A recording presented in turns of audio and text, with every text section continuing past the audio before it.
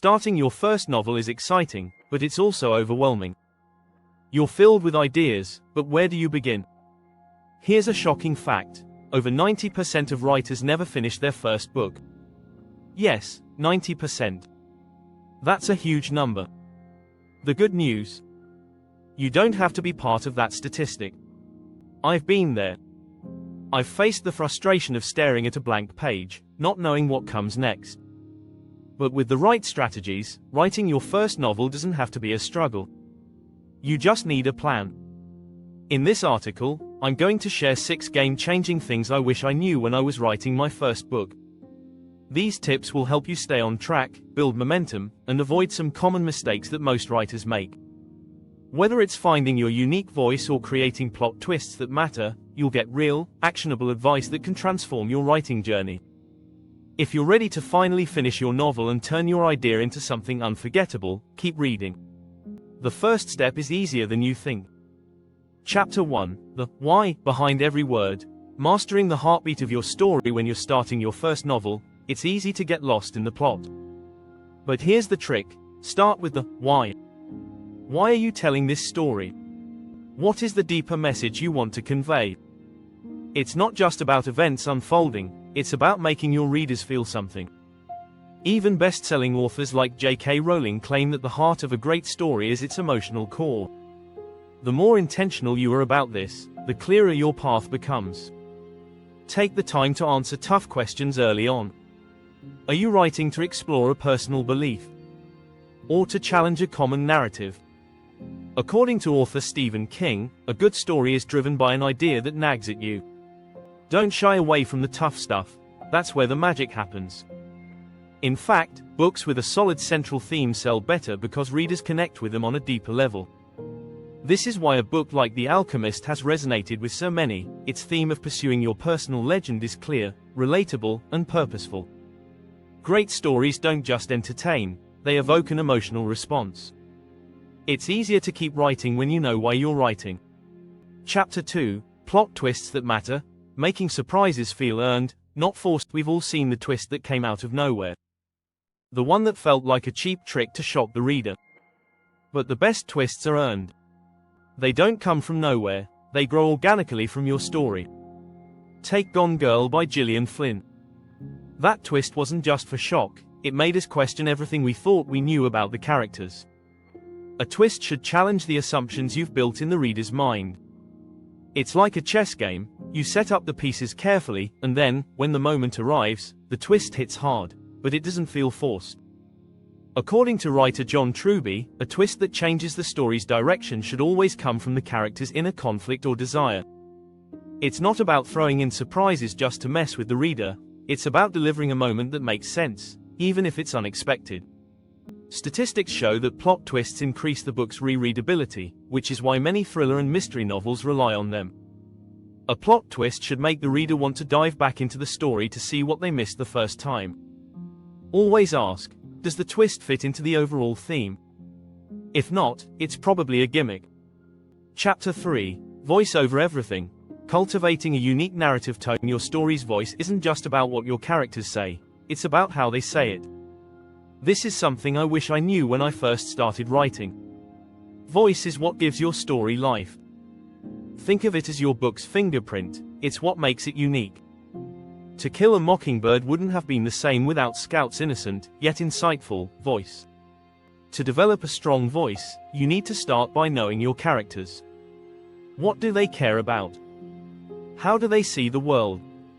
Even if you're writing in first person or third person limited, the tone should feel distinct. A common mistake early writers make is using the same voice for every character. Instead, each character's voice should reflect their experiences, background, and mindset. As author Neil Gaiman once said, the voice you give your characters is a reflection of the world they live in. Data from Writers' Workshop shows that novels with strong, unique voices have a 70% higher chance of being published. Readers tend to gravitate toward books that feel authentic, so don't be afraid to let your characters speak in their own way. Your narrative tone is what will make your book stand out. If you're finding these tips useful, don't forget to subscribe for more insights that'll help you write your best novel. Chapter 4: Characters aren't people, they're mirrors. The secret to emotional connection. It's tempting to think of your characters as mere representations of people, but they are more than that. They are mirrors of your readers' emotions. Your characters should reflect the feelings, desires, and conflicts that your audience can relate to. Whether they're struggling with love, loss, or identity, the best characters tap into universal human experiences. When you create characters, don't just think about their appearance. Think about what they represent. For instance, in The Great Gatsby, Gatsby isn't just a man with a dream, he's the embodiment of the American dream itself. Every choice he makes resonates with readers because it speaks to something greater. A well-crafted character should evoke empathy, not just sympathy. According to a 2019 study, 83% of readers agree that they connect most with characters who are deeply flawed, but relatable. Imperfect characters give readers something to hold on to. No one wants to read about a perfect hero, they want someone they can see themselves in, even if they don't agree with all of their actions. Chapter 5, The Magic of Subtext, Telling More with Less. If you want your writing to stand out, you need to master the art of subtext. Great writing doesn't always say exactly what it means, it hints, nudges, and suggests. The most memorable moments in literature often happen between the lines. Think about Hemingway's iceberg theory. He believed that the true meaning of a story was hidden beneath the surface, like an iceberg floating in the ocean. Subtext is all about conveying meaning without outright stating it. A simple conversation between two characters can reveal their entire relationship without a single line of exposition. Take a scene from Pride and Prejudice. When Elizabeth and Darcy speak, it's about so much more than what they say. Their words are layered with history, conflict, and hidden desires. Research in literary analysis shows that books with rich subtext tend to have a 30% higher chance of being critically acclaimed. Readers love to uncover hidden meanings. Your job is to give them the tools to do so. Instead of telling your readers how a character feels, show it through their actions, their silences, and their choices. Chapter 6, Embrace the Ugly First Draft, How Imperfection Fuels Great Storytelling. The first draft is going to be a mess. And that's okay. Actually, it's better than okay, it's necessary. A lot of writers give up before their first draft is finished because they worry about perfection. But the truth is, the first draft is just about getting your ideas on the page. It's like sculpting, you can't shape the stone until it's in front of you. Writer Anne Lamott famously said, "Bird by bird, take it one step at a time, even if that step feels ugly." And here's the kicker. Studies have shown that most writers who push through the first draft, despite its imperfections, end up with a more complete and compelling final product. If you wait until everything is perfect, you'll never finish. In fact, a survey of 500 authors found that 78% of them said their best work came from revising an ugly first draft. The magic happens in the rewriting.